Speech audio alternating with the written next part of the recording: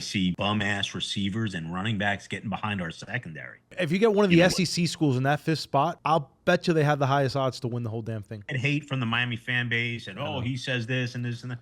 Listen, the bottom line is this, man. I'm not really impressed with Penn State. I got them on the back end. I mean, if we're being honest, he's been the best player in the country, man.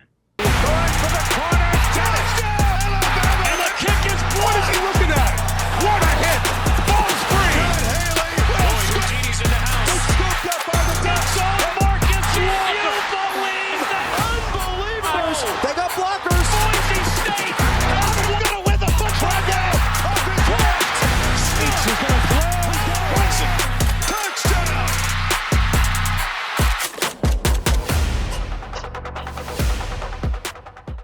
Thank you for tuning in to BTN Sports, where we go beyond the numbers. Make sure to like, share, and subscribe to our channel. Turn on the notifications so you can stay up to date with all our latest content and episodes. Welcome to the BTN Sports podcast. My name is Andy Hernandez, and I have my co-host, Nevin Shapiro. What's up, buddy? Everything's great, Andy. I'm so happy to be here, and I just want to start the show by saying I want to thank a union member. Why is that? Listen, when I was inside and they had to come pick up the garbage, there was a sound and they said, trash call. And I'm referring to last night's loser. Boy, am I happy. Oh, I think a lot of people are happy. A lot of people stayed up late. I mean, I'm on 3.5 hours of sleep myself. Yeah, I was... 2 days before, and I don't want to get too much into politics, but I started seeing certain things and data, and I do a lot of politics stuff, and people were asking me. I said, "Listen, it's going to be a landslide. Like, people are pissed off. People are pissed off, and when you start hitting people, Stevie Wonder could see what was going on. Yeah, there, exactly. Please. Yeah, I agree. So but anyway, things are good, man. Yeah. Back to college football. I just had to drop that. Nice. All right, so let's talk about the Duke game. Miami struggled a little bit in that game up until the third quarter, and then their offense, of course, Cam Ward just goes off and saves the day again. Yeah, so, I mean, I've been big on Miami all year. Nothing's changed for me. They're gonna go as far as Cam Ward takes them. Their defense is suspect. The front line is really good. But now they just lost that kid Richard in the back end. That back seven's just lame. You know what I mean? It's no. Is it an ability? I know you get hate from the Miami fan base and he says this and this and that. Listen, the bottom line is this, man. I'm a Canes fan, so I'm honest about it. You know what I mean? Right. If you get into a shootout, we got Cam Ward, and that game Duke went from being in the game to just getting rocked to sleep. It was that quick. And that offense is fire, man. And Cam Ward, I don't care what anyone says, man. That guy's the Heisman front runner. He just is, in my opinion. I mean, I know we're going to do the Heisman talk later. That he's amazing. And, honestly, I thought I'd mentioned it 2 weeks ago about something one of the other media outlets said about Cam Ward being the best quarterback ever at Miami. I'll tell you one thing. He's definitely in the conversation. Ultra excitement. But Miami's got I didn't think Syracuse was going to be a problem at the end of the year. And now I just think because of the environment over there, that game becomes there's no gimmies for Miami just on that defense. You know what I mean? And yeah, they should go 12-0. And I think if they end up in the ACC championship with SMU now, who you've been on, right? Mm-hmm. And then, let's face it, I told you how I felt about Clemson. But if they end up in the ACC championship with SMU, I think it's a free gift for Miami. Absolutely. I'll put 60 on that team. Oh, yeah.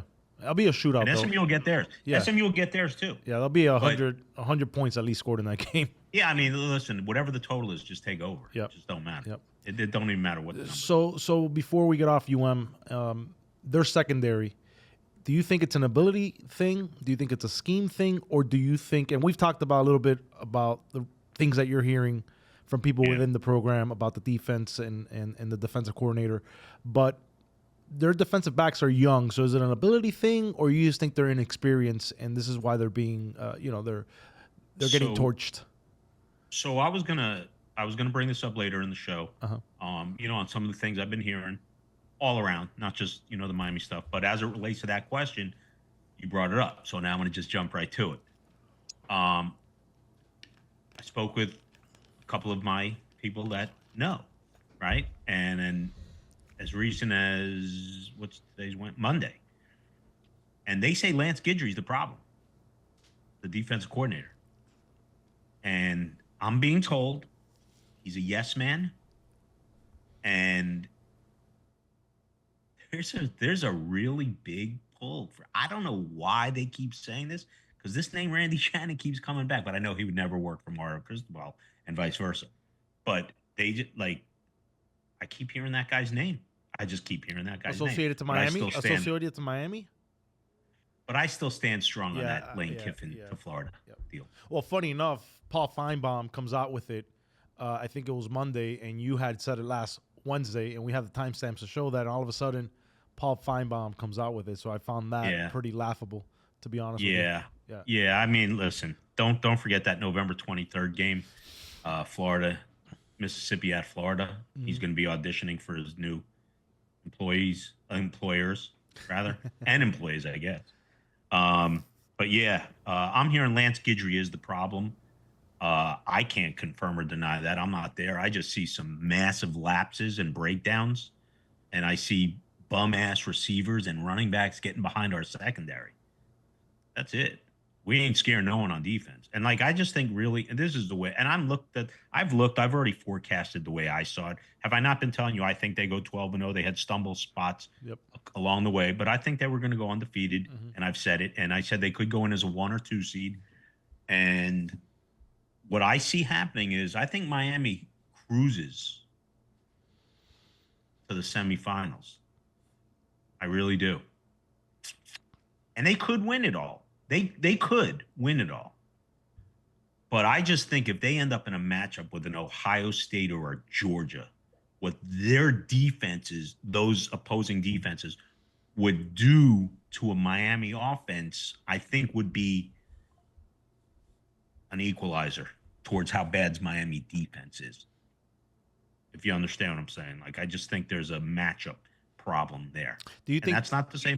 Yeah. Do you think Miami can score at the pace? I think they're averaging 47 points a game and they lead the nation. Do you think they can score at that capacity against an Ohio State, a Georgia? No, definitely not. Unless they were behind that kind of points. But no, they're not putting 47 up on Georgia. I mean, let's just get that straight, okay? I'm okay. They're not putting that defense is NFL. They play to the level of their and ironically, one of my picks is going to be going against Georgia. But that's not because I don't think Georgia's the best team in the country. I just think it's the situation, and I've been saying it to you all year.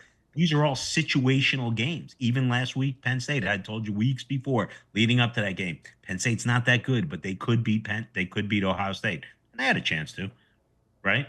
And it's all situational games now. And we're going to get into those games as we move along. But I don't see Miami putting up 47 against a Georgia or an Ohio State in any way, shape, or form. No, I don't. And the reason why is because I watched them against Florida State. And the athletes on the other side way better than Florida State. And Florida State contained them to whatever degree, right? Yep. So you're dealing with a whole different level of talent. And that's not to say Miami can't win it all. They can. Right. Wrong team gets knocked out. It's all based on matchups. Like anything, Yep. So let's you touch on Penn State. Let's talk about the Penn State-Ohio State game. James Franklin ends up losing another big game. The fans want to run him out of there. There's a lot of videos that came after that game, fans getting into it with him, saying obscenities at him, walking with his family. What are your thoughts on the game and James Franklin overall? Well, there's multiple answers to this scenario. So here's the first thing. I think Penn State sucks. All right, let me just start there. I knew they were overrated, but I thought they could beat Ohio State. That didn't mean I thought they were good. They were if it was a night game, I think it may have tilted it a little bit. But Okay, it's not. It wasn't. And they still had a chance to win. I just don't think much of them. I think they got a solid defense. Their offense is just unimpressive. Look at the plays they called inside the 5 yard line. 4 plays, they got a total of 1 yard, 2 yards. Embarrassing. I mean, and on fourth down, that's what you run. Like, okay, so I'm not really impressed with Penn State. I got them on the back end. I put them at number 9 in my rankings. And honestly, I circled at Minnesota in 2 weeks. That's a game they could lose. And if they do, bye-bye to them. And really, it should be bye-bye to James Franklin also. But anyway, in furtherance to your question regarding James Franklin, he deserves the heat. He talks tough. You're not supposed to talk tough after the game when you lose. You're supposed to talk tough before the game, like getting your team prepped. And I just think I'm not a James Franklin fan, man. I'm just not. I think his record says plenty. Bill Parcells used to say your record says what you are, and the guy hasn't won against a ranked team one time in 15 tries, whatever. Yeah, it's 1 in 15. It's crazy. Yeah.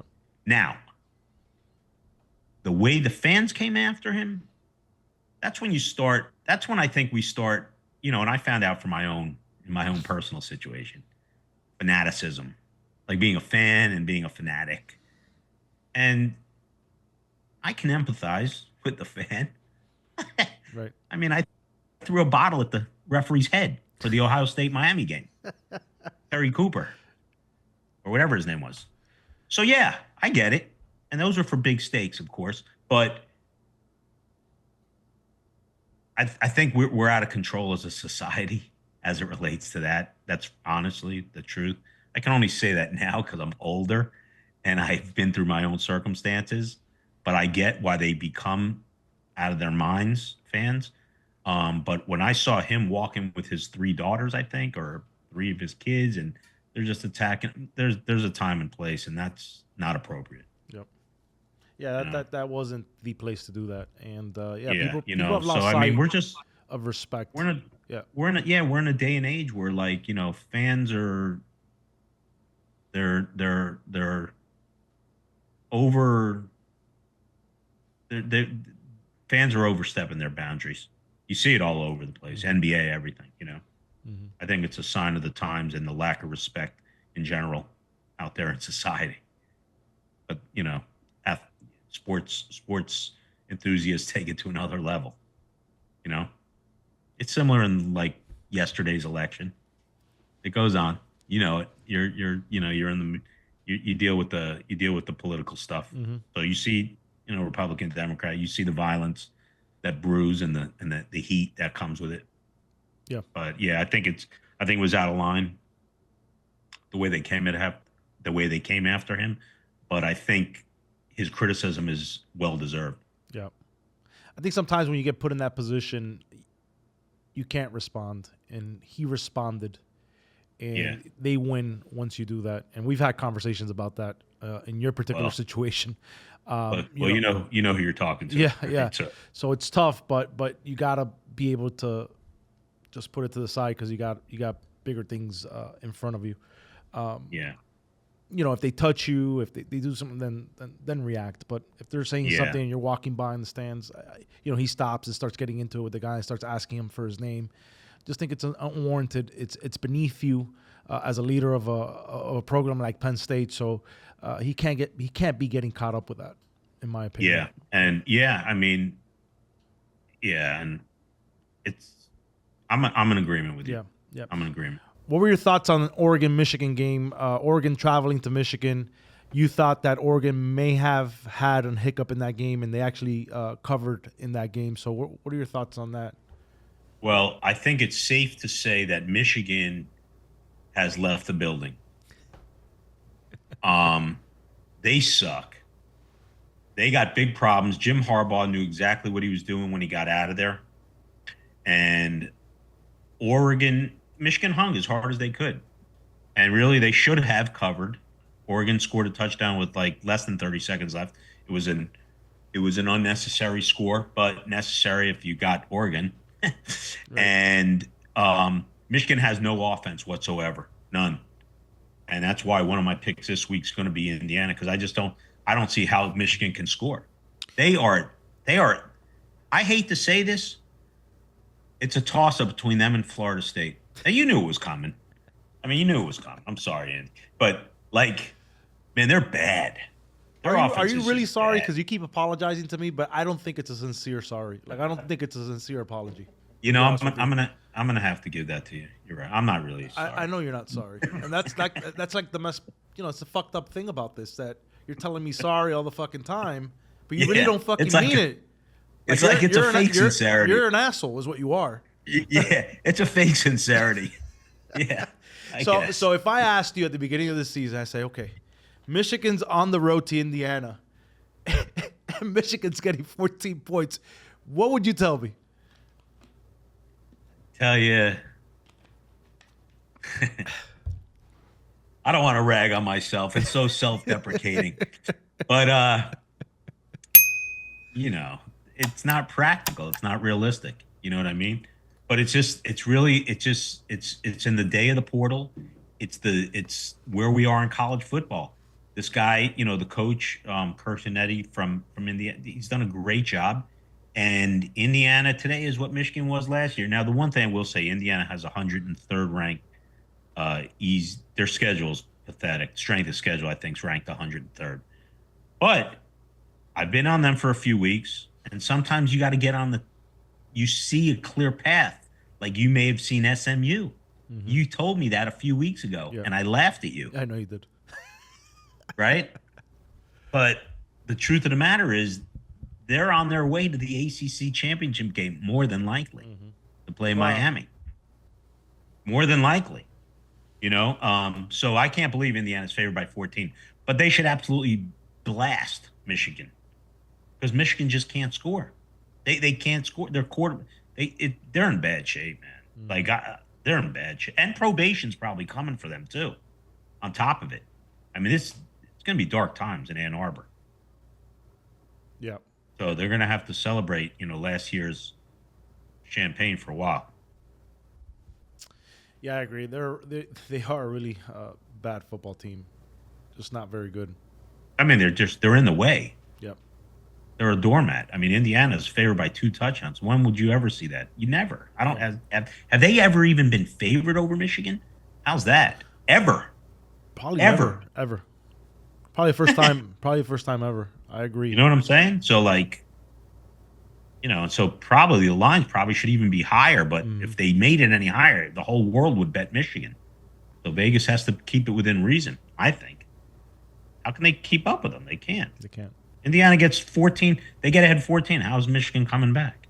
They can't score. Can't score. They got the same problem as Florida State. Yeah. All right. Another game that was one of your picks in South Carolina. You were all over this, and Texas A&M, and they completely destroyed Texas A&M at home.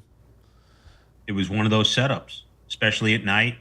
You coming in, and when I saw that running back go down for Texas A&M, number 8, I forgot his name, Moss, I think. Moss. Man, he's really good. And I was like, oh, boy, it's over. And now it's really over. And that backup quarterback, I think Marcel Reed, I always get his name Marcel wrong. Reed, yeah.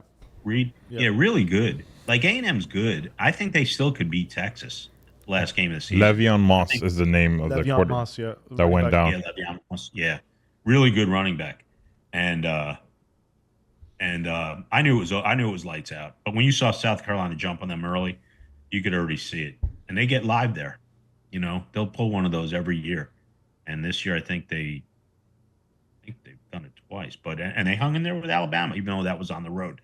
So yeah, not shocked at all. Expected it outright too. Yep. Told you that. You did. You know? You did. You called it. Told you that. And that being said, yesterday's treasure becomes this week's trash. That's just how it goes in this thing. Like, I'm going to be taking Mississippi this week against Georgia. It's not because I don't think Georgia's the best team in the country, because they probably are.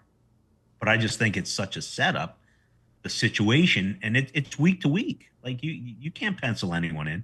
You cannot pencil anyone in right now. I think Oregon you could pencil in. Like, and we'll go through the list, you know, when you get to it. But like, Miami's penciled in. I think. Miami, for the most part, is penciled in. Yep. They lose to Syracuse. If they were to lose to or Georgia Tech this week, which I don't get. don't think I don't happen. think that game. They get into that game, Syracuse. I think they understand what's on the table. They don't lose that game. I don't think they lose either. Yeah. I just think that they're going to get pushed. Maybe in that place. As long as Cam it's Ward, it's a weird place. Yeah. And they came back against Virginia Tech, Syracuse, so they got a pulse. Mm-hmm. You know what I mean? They'll be dialed up a little bit more. But I mean, Miami should go 12-0, and they should roll through that ACC championship. They should be 13-0 heading into the playoffs. They should. I mean, that's where they should be. Mm-hmm. It's no big expectation. That's where they should be, right? I mean, that's where they should be. Yeah, there's very few, like we keep saying, there's no free lunches out there. Mm-hmm. We have elimination games coming Saturday. You got 2 games, SEC. Georgia, Mississippi's an elimination game for Mississippi. They lose, they're done. And Alabama, LSU loser, goodbye. It's over. And the winner of that game probably makes it. The winner. Yeah. Last man standing, right? Yep. That's what it's going to be. That SEC is amazing. It's unbelievable. Even amazing. Listen, I was going to ask you about the Georgia-Florida game. That game was unbelievable to watch too. If Langway doesn't go out, anything can happen, man. I agree. Anything can happen. I mean, with the third-string quarterback, they were moving the ball in Georgia. It was, we had Florida. Like they were in it the whole way, man. That guy gets hurt, it really deflated them. Yep. And that kid stood in there best he could. Yep. The walk on or whatever he is, bird walk on from Yale. Yep. He stood in there as best he could, and they fought. I thought they would fight, And Georgia plays to the level of their comp. Billy Napier, even though I put him in the witness protection program last week, I'm willing to say, like, he's done a good job, man, for what that schedule has been. Absolutely. And it's not his fault. It's not his fault that they just got a murderer's row. You know what I mean? Their schedule's insane. And that's with a down Florida State team, which if they would have been what they were projected, imagine Florida State comes in as a top 10 team. What a schedule to have to play. Who put that schedule together? Unbelievable.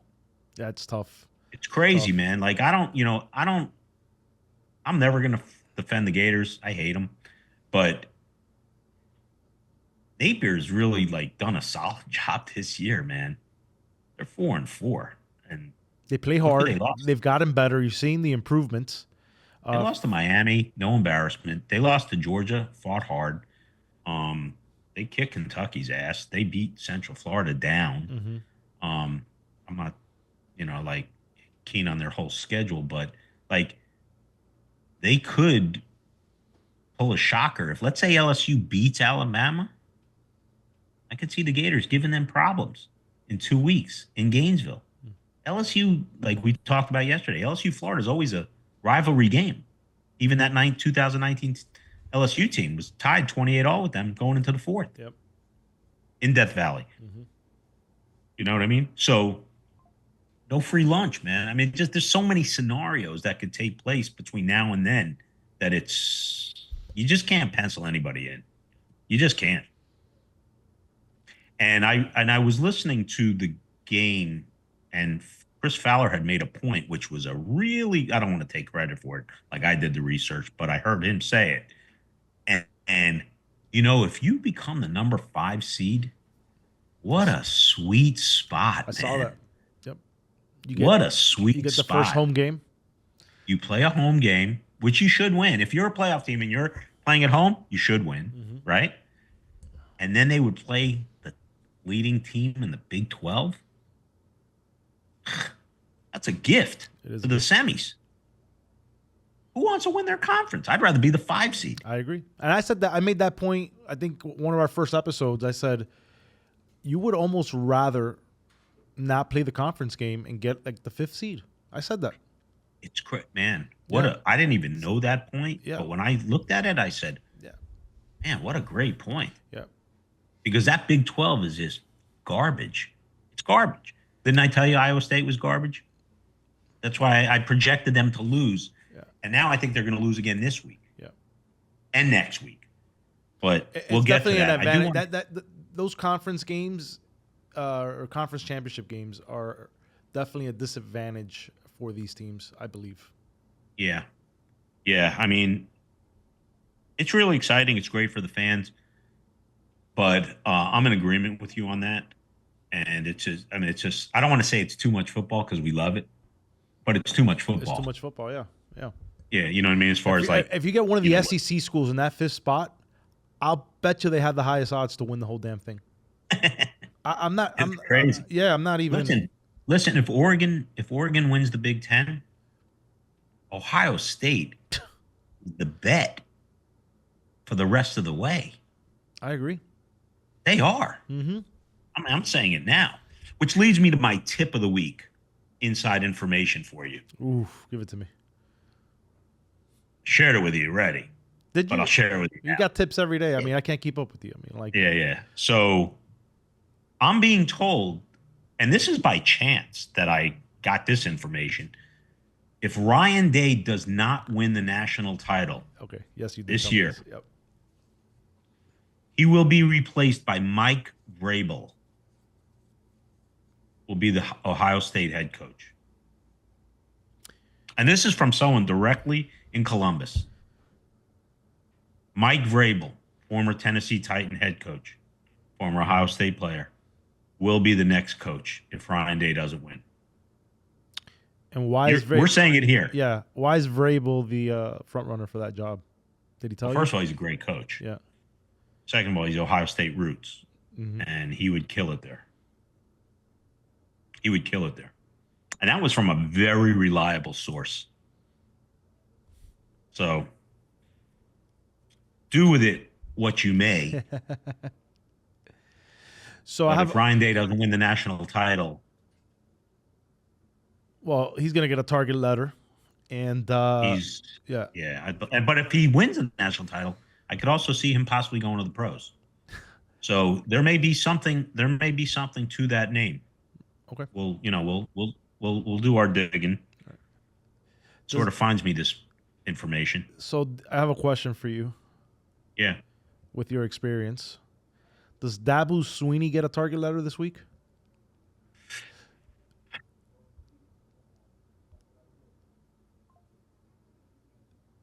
I hate to say anything derogatory towards him because he's been so ultra successful at a program that hasn't won a title since 1980, 81. Mm-hmm.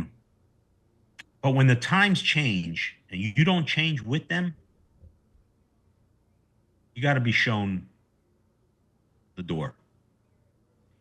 I think if he doesn't make a change, something significant, he lost Tony Elliott, I think was his name, Tony Elliott, mm-hmm. who's now the coach of Virginia. He was his offense coordinator for years. Yep. And Brent Venables was his defense coordinator. When you got a situation like that and there's continuity and you keep a staff together for 4 or 5 years, like what they did, and you're that ultra successful, sometimes you start saying maybe it was the assistants a little bit more than it was the head coach. Like Jimmy Johnson was an amazing coach, but Jimmy Johnson had an amazing staff. Dave Wannstedt, Butch Davis, whoever, Hall of Famers all around them, right? So, I don't know, man. Dabo's on the fence, man. For me, he looks too stubborn and stuck in his way. That's what I get. Yeah, an example of that is he won't go into the portal and get players. And you got to involved there. You got to change with the times, man. Mm-hmm. You have to, or you're going to get rolled over. Well, I think that's the reason why Saban stepped down, right? He didn't want to roll with the times. Of course. You know what? I'm done. Of course. I'm done here. Look at Nick Saban today and think about, okay, if he's not the greatest college coach of all time, he's certainly in the top 3. I think that no one would argue that, right? Mm-hmm. Okay. Maybe eras and this and that, but he's certainly in the conversation for the greatest college coach ever. Now look at his situation. Who needs that stress?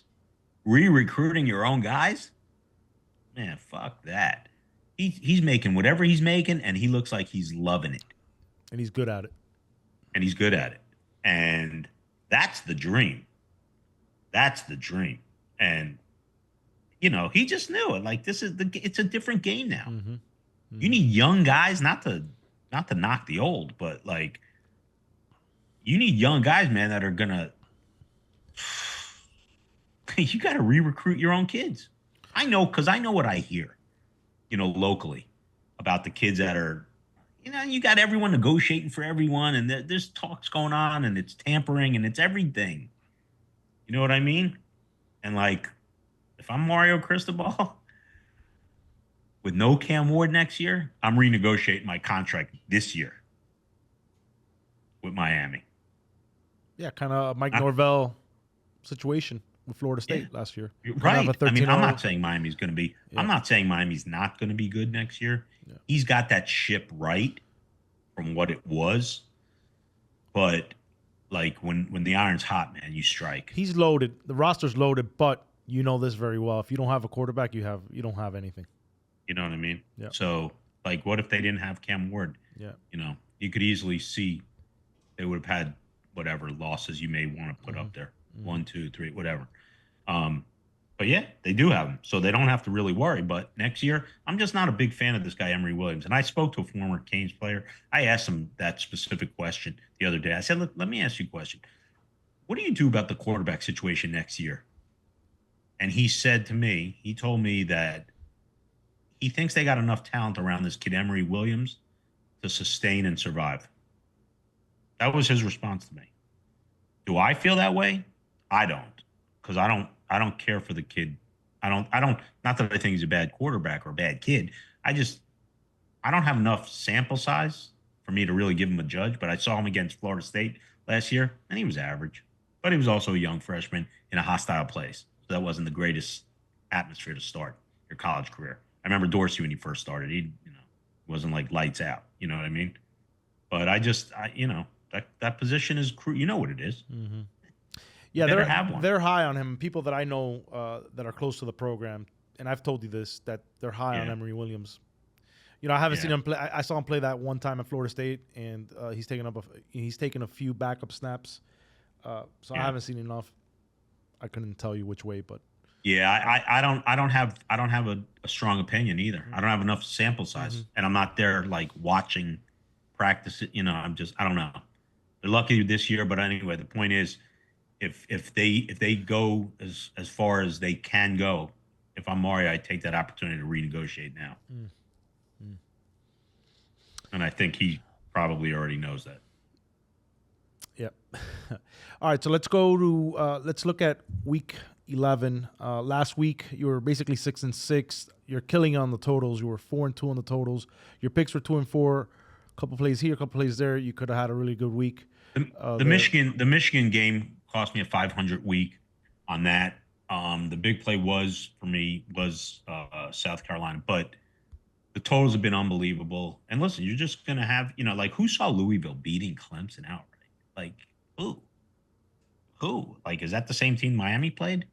And they looked unbelievable. You know what I mean? So it's really good, but you got to be like a cornerback, man. Short memory. You're back next week. Right? That's it. You get beat on a bomb, you got to be back in the receiver's face. So I made this week. I have 7 picks, and I have 7 over-unders. Let's go through them. So the first one is James Madison laying 16.5 to Georgia State. Reason being, like I told you, that theory.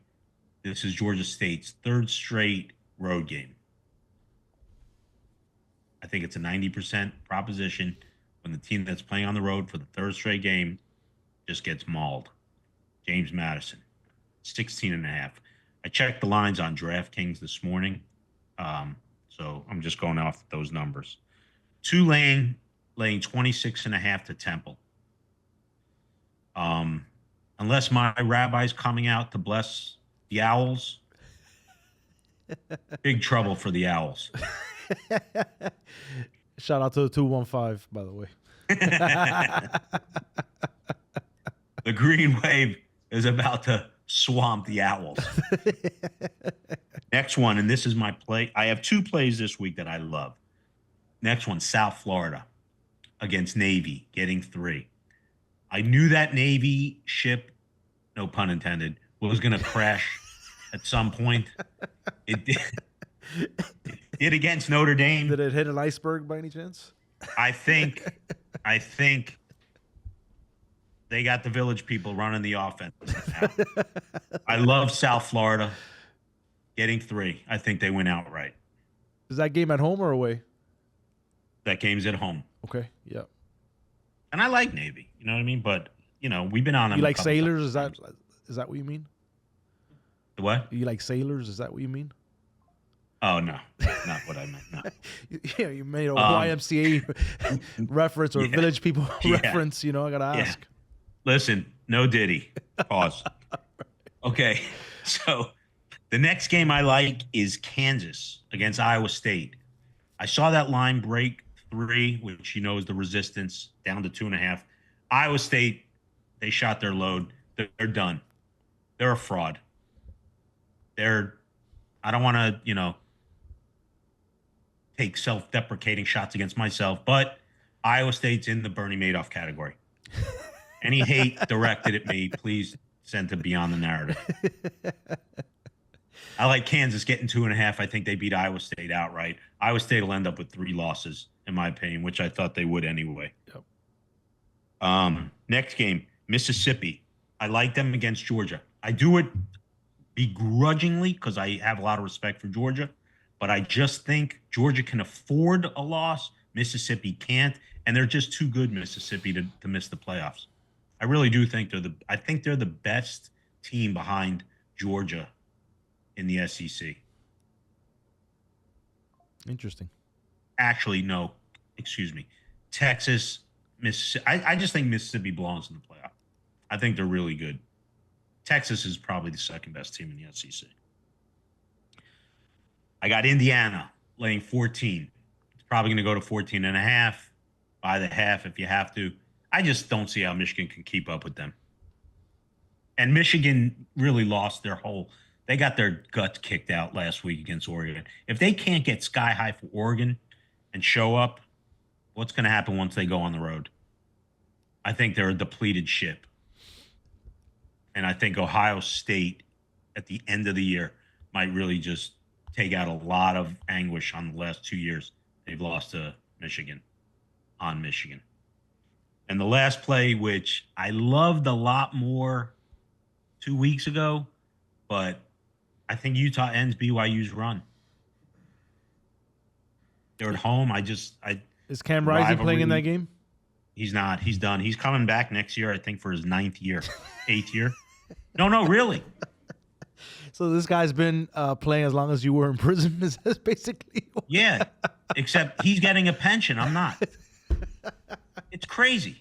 This guy's going to have a pension in college. Crazy. Yeah, he's coming back. He got a medical. He got approved. How does that work? How is this guy 32 years old? Yeah. Huh? How old is this guy? 32 years old? I mean, it's crazy. Yeah. I mean, he got another year of medical eligibility. Oh, man. It's unbelievable. So, who knows what it is, out in Utah with the Mormon world. Things are different out there. You know what I mean? Maybe he'll be playing at 40. I don't know. But anyway, those are my 7 picks, and most of them are underdogs. I guess I got 4 underdogs. 1, 2, 3 underdogs. Okay, so 1, 2, 3 underdogs. My over-unders, and I've been on fire with these over and unders. The money makers. Like New Mexico last week, New Mexico, Wyoming, we had over 35 all at half. Game was over at halftime. How can you do better than that? All right. So here's what I have. My play of the week total-wise is Washington State, Utah State over 69.5. I don't see how Washington State potentially doesn't go over by themselves. I could see them hanging 70 on Utah State. I want you to timestamp this in this conversation we're having. Okay, so that's my total of the week. Alabama LSU over 58. Bama's going to get into a shootout on the road. That's what I see. North Texas and Army over 63.5. Army's missing their quarterback, but North Texas is not missing their quarterback. And they are going to score a lot. I sort of like North Texas getting 5.5 against an undefeated Army. They haven't trailed all year. Army. I don't know if you know that. Yep. They haven't trailed all year. Mm-hmm. But they're missing their quarterback, and that 5.5 is, to me, looks sketchy. I sort of like North Texas to pull the upset, but I do like the over a lot because Army's going to run the ball on them. You can count on it. FSU Notre Dame under. Where are the points coming from? Would it shock you 28-0 Notre Dame? Nope. 31-0? Yep. 31-3. 31-3? Yep. Under 42.5. Next game. Colorado, Texas Tech. No stopping that game from going over. Because Texas Tech can't stop anybody anyway. Colorado's going to score, and they're going to give it up. That game's going to fly. Air Force Fresno under 41. We've been money on these totals in that Air Force, Fresno, Hawaii genre, right? Under 41. Love it. 20-7, 17-6, 23-10. That game's staying under 41. Sort of love that game. And TCU, Oklahoma State over. I really think the pits of Oklahoma State, but that's why I think TCU will score a lot. TCU could get 45-50 on them, and Oak State will get theirs. So that game's going over. So all overs, 2 unders. The Notre Dame game under, Air Force game under. And I'm telling you, like, just unload on those totals. They've been on fire. Yeah, I like it. Last episode, I talked about Minnesota getting -3, and I told you I think they win that game outright. And Yeah, you were on it. Yeah, I was on that. I'm on Texas Tech, and if you can get them at 4 against Colorado at home, I think Texas Tech can win that game outright, but Colorado doesn't beat them by more than 3 points, in my opinion. Yeah, you know, someone pointed out to me, I'm trying to think who it was. It may have been Pac-Man. But, man, Colorado's in this thing. It was Pac-Man. Yeah, Colorado's in this. Yeah. Like, they're really in this. If BYU loses, Colorado's in this. I can't believe it. Honestly, I can't believe it. Yeah, but do they beat a Kansas State in the Big 12 championship? That's the question. They beat them. Oh no, they lost. No, they lost to them, them, and they lost to them at home. Yeah, they now did. You go to neutral 3, site. Yeah. Listen, you got to give a lot. You got to give a lot. Yeah, and it's hard to beat a team twice. So yeah, Dion. Yeah, to Dion. You have to give a lot of credit to Dion, man. He's got them, playing ball. I mean, I eat my words. I didn't think they'd win more than 4 games, maybe 5. He's got them very respectable and beyond respectable. They're ranked. So and they're getting a lot of recruits coming in. My opinion, I think they're as fraudulent as Kamala Harris, but that's just my opinion on them. Schedule's been soft. They went and got their ass whooped in Nebraska. They couldn't beat Kansas State at home. Tell me a top team they've beat. Like, who have they beat other than TCU that first game of Dion? Like, I listen. Yeah. Fine, he's turned that program around from what it was. I mean, you went into the portal, you brought freaking athletes into the program, but give me a signature win before we, put them on that level. Yeah. Yeah, I mean, I don't disagree with you. I'm just shocked that they're in a position where they can even be in the conversation. Well, they got some fucking players on that team. I mean, Shador Sanders is a first-round pick. Travis Hunter's the best player probably that I've ever seen in college football. The receivers, Horn, like they got players, and they've gotten some offensive linemen as well, and they're playing better. Yes, he's done a decent job, but the schedule's fraudulent, and I'm not convinced yet. They got to go beat somebody for me to be a believer. Yeah, there's a few teams that I think have been on that fraudulent schedule train as well. Yeah. One of them just left the party last week, Iowa State. They won't be returning. I mean, I can't say you're wrong. Hey, listen, I mean, anything can happen, and I can be proven wrong. Let me pull up Colorado's schedule. Let me look at this really quick. All right, so Colorado has played. All right, first game, North Dakota State at home, 21-6. Struggled in that game. They could have lost that game. Could have gone anywhere. They played Nebraska at Colorado. That went 28-10. Then they beat a Colorado State 28-9. Then you get Baylor. They beat them by a touchdown, 38-31. Then you get the UCF. Pretty decent win on the road at UCF. Some people are on UCF that game. It was 48-21. Then you get Kansas State at home. You lose by 3. Then you get Arizona. Okay, you beat them 34-7. Decent win. Then you get Colorado, Cincinnati, 34-33. And then now you got Texas Tech. You have Utah at home. Should win that. Colorado, Kansas, and then you get Oklahoma State, Colorado. And I think Texas Tech can get them. We'll see. That's going to be the only game I think they could possibly lose. Utah, I would have penciled in as a loss. Not with it. Where do they play Utah? Yeah, at home. Yeah, they should win that. Yeah. Utah is just a different team without Cam Rising. That's one. And, when you start dealing with those type injuries, I do like them this week, Utah, only because of the rivalry factor against BYU, and they're at home. Yep. But other than that, Yep. Colorado should get them in Colorado. But, yeah, you're right. I mean, there's no great win. This goes back to your earlier point today. Okay, let's say hypothetically Colorado wins the Big 12. They got to go play that 5th seed. Oh, my God. Yeah. Good luck. Good luck facing a Georgia. They'll get crushed, man. A Georgia. They'll Tennessee. get crushed. Yeah. Absolutely crushed. Yeah, I agree. All right. I'm off Colorado. I agree with you there. Just, So I was thinking, these were my. I'm going to tell you, if you're ready, where I have my rankings. Yeah, let's go through them. And where I see the potential pitfalls. Right. So I have Oregon 1. I moved them to 1, and I moved Georgia to 2. Georgia's got 2 games back to back that are tough, man. They've got to play at Mississippi, and then they play Tennessee at home. That's a tough back-to-back stretch. I got a feeling Mississippi's going to get them, but I do think they're going to pound Tennessee. So let me ask you this: if they get into a shootout game with Ole Miss or one of those type of games, and they end up pulling it off, they get Tennessee next week. Can there be a hiccup at home against Tennessee? Or I don't think so. I don't think so. Okay. No, I don't think so because Kirby Smart's the best coach in football.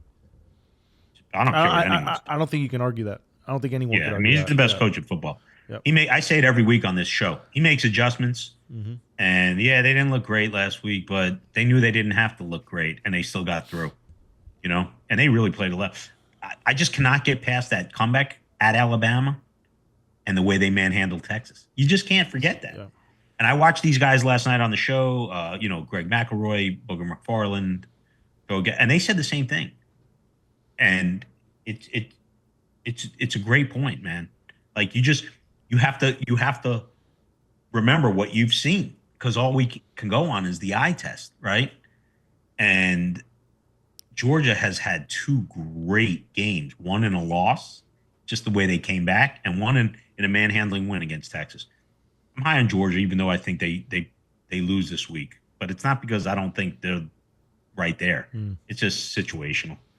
Number 3, Ohio State. We knew Penn State would be out of the mix, right? We said it last week. One of the two's got to go. Penn State's the one that goes. Miami moves up to 4. I got Texas at 5. Texas's only hiccup potentially at Texas A&M. I got that game circled. Now with that running back being out for Texas A&M, he was really good. He is really good, but he's hurt. But I just think Texas, they're at 5. They're in a dangerous spot in that game at A&M, and it could be for big stakes that game too, right? A&M could the playoffs. That could be the difference of A&M getting in or not getting in. Right? Even though they do have 2 losses, A&M, that first loss against Notre Dame opening, and then last week South Carolina. Number 6, I got Indiana, and I know they're ranked 8 or whatever in the AP poll, but I just don't see them losing. They're going to have 1 loss at the end of the year, and that's going to be at Ohio State. And that's not 100% guaranteed, but let's just say Ohio State will be favored. We're comfortable in saying by at least 10 to 14, right? Yep. Okay. So one loss on the road to Ohio State, that's no embarrassment. I got them 6. I'm projecting ahead. 7, I got Tennessee. But I do see them getting beat by Georgia next week. So they're going to be in that same Alabama, LSU, Mississippi pile. You know, like this by next week, we're going to have a different conversation. BYU, I got them at 8. I got them circled for 2 games. At Utah this week, they get through. It's a 1-game season for BYU. They play at Arizona State. No gimme. Arizona State's much improved this year. All right. Kenny Dillingham. Yeah. And they've been solid, man. Mm-hmm. A lot more solid than I thought they would be. Penn State, I got 9. I'm really hoping Minnesota beats them and just gets them out of my face because I don't think much of them or their coach. 10, I got Boise State. They play at San Jose State next week, which will be an over special for us. 11, I got Notre Dame. Only game they could possibly lose is at USC, which I liked a lot more weeks ago. But now that I see USC just getting beat by everybody, that game becomes a big game for everything for Notre Dame. Because if they win, they're in. If they win, they're in. Period. And then I got these. All right, so I'm rating that. That's it. I rated my 11, and the reason why is because the 12th team is going to be someone like this: SMU, undefeated, more than likely going to the ACC championship against Miami. They'll get their lunches handed to them, I believe, if they play Miami. They'll get theirs, but they'll get hung a big number on. Then I got Alabama, LSU, Mississippi is my elimination pile. Mm-hmm. One of the two is going to leave the party Saturday, Alabama or LSU. And Ole Miss could be out of the party if Georgia takes care of them this week. So 2 of those 3 teams could be gone, but there'll be one left for sure. Alabama or LSU or Mississippi. I mean, that's it. That's what you got. So that list we put out last week, those are going to be the teams that end up in it. The one team that's come out of nowhere was your SMU team. But you said it. I didn't say it. You said it. I said they had a shot. Yeah. Just because of the schedule. Schedule's soft. Yeah, it's terrible. Yeah. The way they're beating. It's tailor-made. Yeah. Tailor-made. Yeah. I'm in agreement. And then I was looking up something yesterday with regards to tiebreakers in the ACC. It's all null and void if Miami wins out, but in the event they don't, it gets dicey. It's like a 4-way tiebreaker with a Clemson, SMU, Miami, Clemson, SMU, Pittsburgh. I saw the whole thing. I guess it doesn't matter if Miami wins out, but if they should stumble, whew. Yeah, you would have 5. You would have 1, 2, 3. You would have 14. Well, you would have 3 teams with 1 loss because if SMU's undefeated. Yeah, I was looking at it. Yeah. I was looking at it and the multiple scenarios, and there's a lot. Although I think it's Clemson, a higher ranked team gets in, right? Is that how it works?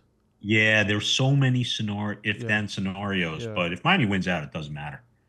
Yeah, they'll end up playing SMU. I mean, Miami's season comes down to this week, Georgia Tech, or regular season anyway. Georgia Tech and is Haynes King playing in that game? The what? Is Haynes King playing in that Georgia Tech? I don't know. Game? That's crucial. The line opened at 13, 12. It's 11 right now. Yeah, and now it's 11. And Lazo, can you look up and see if Haynes King, quarterback for Georgia Tech, is going to play against Miami? Or is and that's crucial. Out? Yeah. It's crucial. Huh? He's hopeful. That means he's going to play. Yeah, Haynes King is playing in that game. Yeah. Yeah. He's the only one I can see that can maybe give them a run for their money if he gets hot. Yeah, I don't. He did it. I mean, he did it last year. He beat them.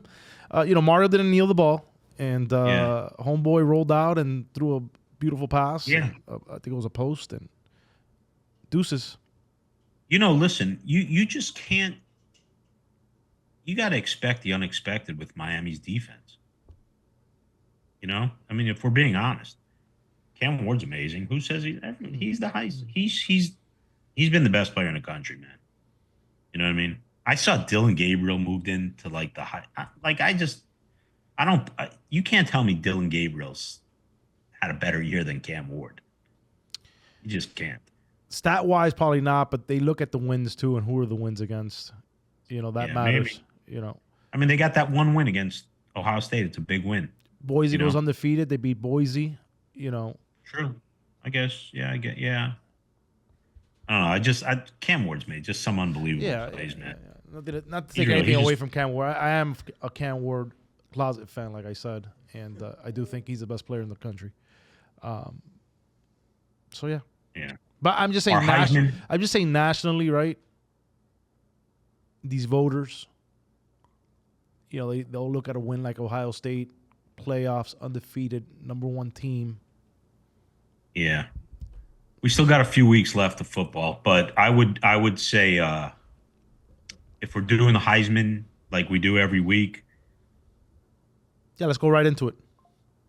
I got Cam Ward at the top, man. Last week I had Travis Hunter ahead. They didn't play. So, it's like, what have you seen lately? What have you done for me lately? Right. Cam Ward showed me what he did lately, So I put him back up front. But he's really been my front runner the whole way. And that's not taking a thing away from Travis Hunter. I just think he's been phenomenal. I just think Cam Ward's been phenomenal. I mean, he's just been he's been that dude for Miami. I got Cam Ward 1, Travis Hunter 2, Dylan Gabriel 3, Ashton Genty 4, Xavier Restrepo 5. What a baller. Absolute baller, man. Tip my cap to the kid, man. Yeah. He's really, he's tough. I love gritty dudes like that, man. Yeah. Just brings his lunch pail and plays ball. Yeah. Is he better than the guys he passed on the list? Absolutely not. But he's deserving of his respect, and he's certainly been All-American caliber this year. Agreed. Yeah. All right, man. I think we've covered it all for this episode. Yeah. Anything else you want to bring up before we sign off here? No. I made my feelings known about the election. My request for the key to the city back. Other than that, we're all good. Any hate mail sent to you? Man, let me tell you, I read through some of those comments. I'm like, you guys have nothing better to do. I really want to say so. Especially with that Mario Cristobal reel that we did. I mean, I'd love to really give some feedback. Yeah. And just like tell a lot of these fans, like what my thoughts are. But there's going to be a time and place. You know what I mean? Yeah. And if you really don't believe this, like when someone says I'm Pinocchio, okay, like give me one lie. Matter of fact, Andy, I'm going to state this again, and I have love for the U. If there's one player or coach that has a problem with anything I've said, feel free to show up at Beyond the Narrative. Class action lawsuit against me, verbally. Let's just air it out on your podcast. Confront me. I'll bring my receipts. You bring yours. Let's just settle it once and for all. Yeah, come on, everyone. It's knows not going to happen. happened. It's not going to happen. Let's get it real. Yep. You know what I mean? Yep. Well, there's going to be more to the story, and you know that. Yeah, and it'll come out soon. But anyways, man, thank you again. Appreciate it. Love being here. Yeah. Thank you for having me. All right, brother. I'll see you next week. Okay. Take care. Going for the corner.